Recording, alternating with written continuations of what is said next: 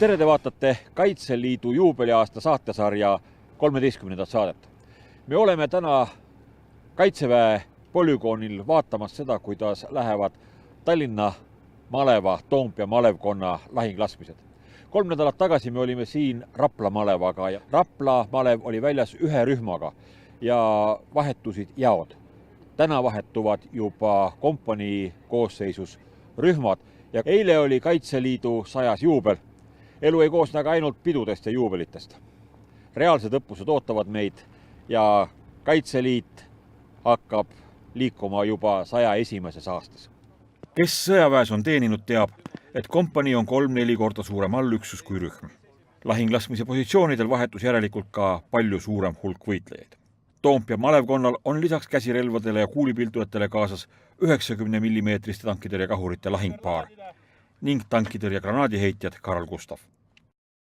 Tihe lörtsine tuisk kattis päeva teisel poolel vaatevälja pea täielikult kinni.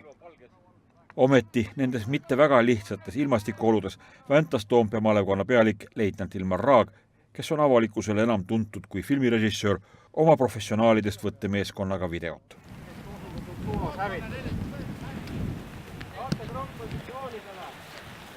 Kaategrupp positsioonidele! Ilmar, täna on siin nii ühtlasi sinu malevkonna laskmised, kui ka sa teed filmi, et kuidas need asjad niimoodi kombineeritud on?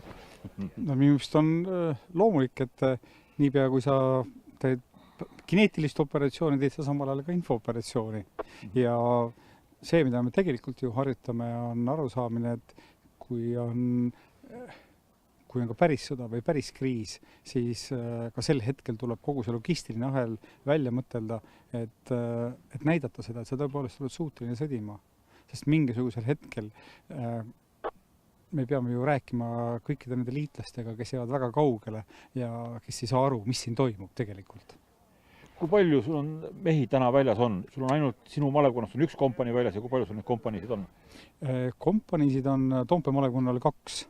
Ja siis on veel inimesed, kes on nii-öelda bronni all erinevates riigiametites arvel ja kes kriisi ajal lähevad oma kohale, kus nad siis peavad tegutsema. Ja praegu on väljas ainult üks kompanii? Jah, praegu on see nii nimetatud roheline kompanii, kes on siin täna tegemas lahinglaskmisi. Meil on ka alati päris suur osa seda seltskonda, kes on alles õppiv. Ka meie tankitõrjerühm tegelikult on sellisel lahinglaskmisel esimest korda väljas. Ja omamoodi need lahinglaskmised peavad olema just nagu eksamiks. Ja sina teed sel hetkel ühte filmi või videoklippi, mille jaoks ja millest ta näha saaks? See on mõeldud siis eelkõige meie YouTube'i kanali jaoks. Seda klippi me teeme eelkõige iseenda jaoks, et mäletada ja samal ajal teha ka kõike seda, mida võib-olla ei pea väga tõsiselt võtta. Tempo!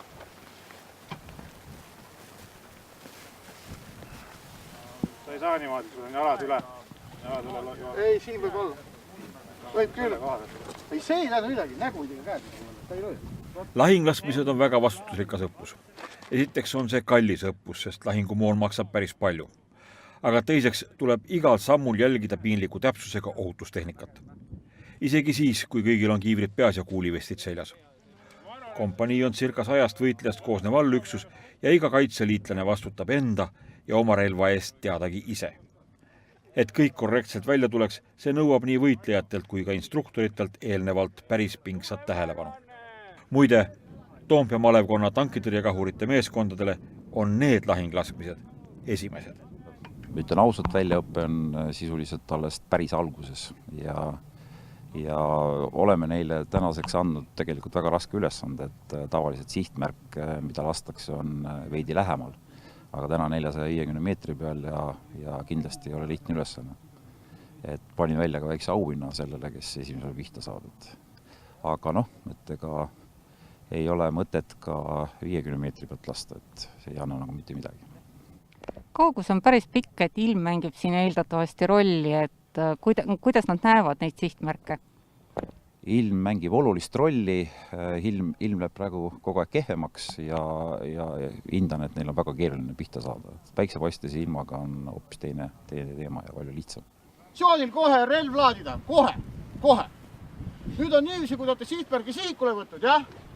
Tuleb siis tähelepanu lased. Laske ära kohe. Relv vinnasta ja kohe.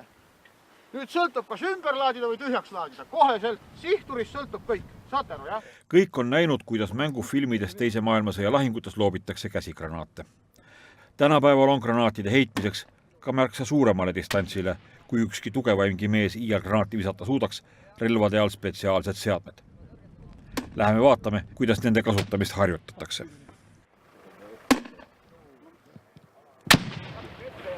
Polügooni laskealad on hoiatus- ja ohumärkidega piiratud. Kellel terve mõistus peas, sinna alasse niisama oma jalga ei tõsta. Õppetundi näeme oma silmaga.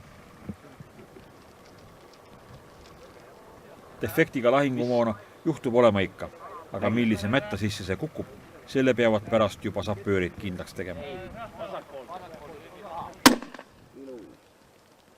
Aus oli peaaegu juba. Et lihtsalt seesama, et relva on hästi raske hoida laskmise ajal, et lööb nagu kõrvale. Ja see konkreetne moon on self-destruct moon, mis peaks 12 sekundiga hävitama, kui ta ei plaavata sihtmärgis. Ja siis nagu nägite, siis see self-destruct süsteem kipub alt vedama. Et üks pime jäi sinna, aga selle saame pärast ära lasta. Nii et pole midagi parata. Nii lihtsalt ongi. Selle asjandusega ongi ümberkäimine. Hästi vähe liigutusi on vaja. Vinnastamine, kaitseliivi kontrollimine, sihtimine ja plaks tehtud. Nii. Kuidas on tagatud lahinglaskmistel meditsiiniline abi, kui midagi peaks juhtuma?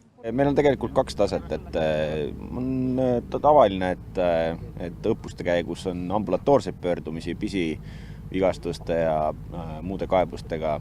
See on loomulikult see, mida me katame ka, aga põhiline, miks me siin oleme nii tavaõppustel, aga ka seekord siis lahinglaskmistel on see, et me oleme valmistunud kõige ootamatumateks ja halvemateks stsenaariumiteks, et päästa meie võitlejate elusid. Rahu ajal Kaitseliit ja Kaitsevägi teevad väga tihedat koostööd tsiviilmeditsiini struktuuridega, nii et kui meil on traumaolukord, siis me stabiliseerime kannatanu ja juba siis viime ette nagu plaani kohaselt siis lähimasse roll 1 või roll 2 haiglasse. Ennem selliseid suurõppusi nagu lahinglaskmised, kus teravamoonaga käib mitmetest erinevatest relvaliikidest laskmine, käib see rutiinsete õppuste käigus läbi mängimine.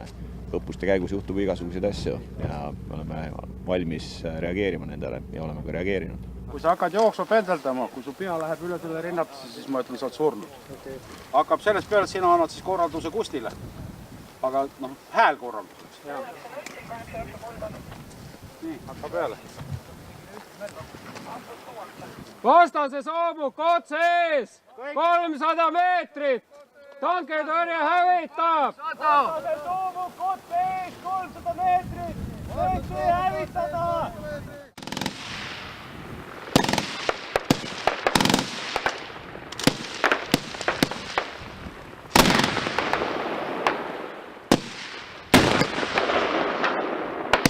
Leitnant Mägi on algajatele suurtükiväelastele, kes esimesena märki tabavad, pannud välja stimuleeriva auhinna. Kes lasi viimase paugu?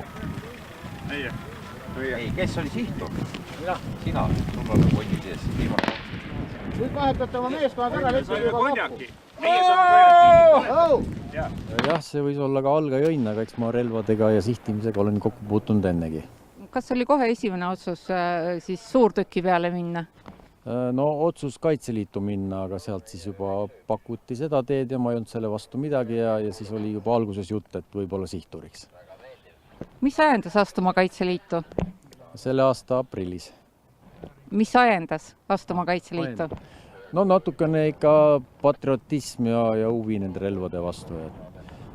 Et see oli nagu loogiline jätk, et ja omal ajal jäi sõjaväes käimata ja et noorem poeg käis sõjaväe läbi ja vaja vähemalt tallegi võrdne vastane olla.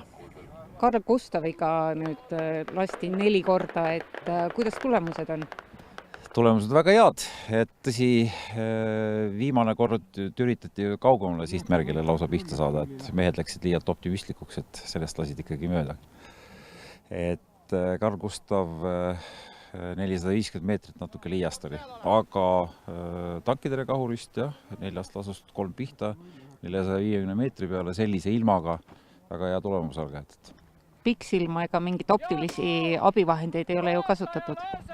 Ei, 90-minutisel kahuril on ka optiline sihik peal, aga sellise ilmaga on see suhteliselt keeruline ikkagi, nii et arvestades seda, et tegemist on esimeses lahinglaskmiste osalejatega, siis väga hästi. Maailma kuulsaim sõjapealik, kindral ja keiser Napoleon Bonaparte ütles kunagi, et armee marsib vatsaga. Sõjavägi ilma toiduta pole enam võitlusvõimeline. Ja nii siis meid viiaksegi Toompea malevkonna ööbimislaagrisse ja kööki. Sellel alal peavad Tallinna maleva Toompea malevkonna võitlejad telkides mööda saatma 2 väga tuulist ja vihmast ning lumelörtsist ööd. Aga lahingus on nagu lahingus ikka. Mugavusi peale magamiskoti, kampsuni ja villaste sokkide eriti ei ole. Või Toompea malevkonna võitlejatel siiski on. Nende oma malevkonna legendaarne väliköök. Peakokk Oliver Bloom koos abilistega naiskodukaitsest on katelde taga ametis juba poolest ööst.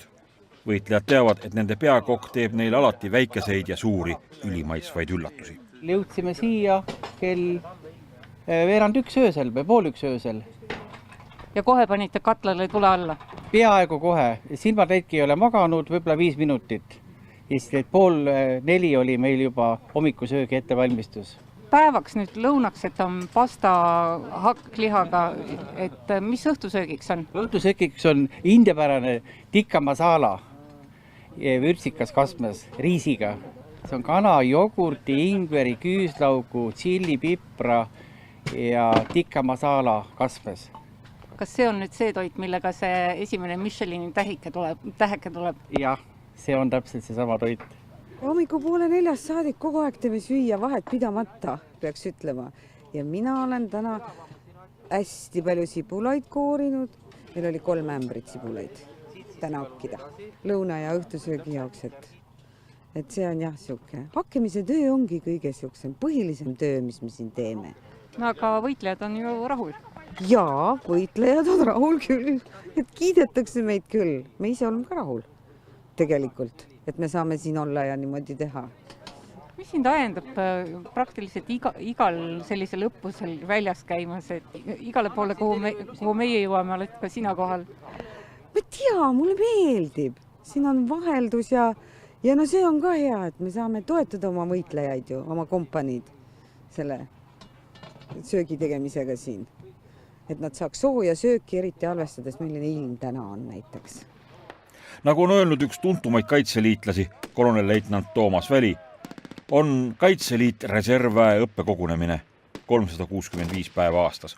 Vabatahtlikke tuleb vedada, tagant tõugata ja motiveerida, suutes neile maha müüa idee, nii et nad kõike ise teeksid. Kaitseliitlaste elu ja põhitöö on ju mujal. Nad peavad Eesti riigi ja ühiskonna hoidma toimivana. Kes majanduses, kes juriidikas, kes kultuuris, kes teaduses. Kaitseliidu asja teevad nad kõige selle muu kõrvalt, vabatahtlikult, eneseohverdusega.